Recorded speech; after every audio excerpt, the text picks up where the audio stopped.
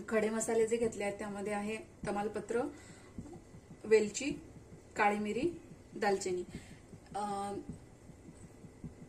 So आपला मटकीचा stock तयार होतोय तोपर्यंत आपण हा मसाला देखील तयार करून घेणार आहोत.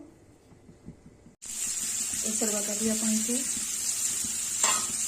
तेलावर थोडासा कांदा परतून घेणार आहोत.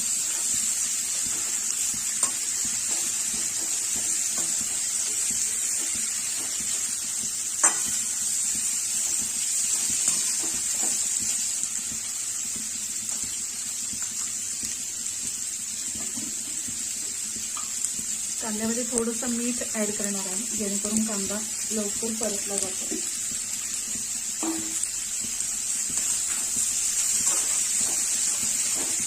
साधारण 2 ते 3 मिनिट आपण हा कांदा परतून घेणार आहोत.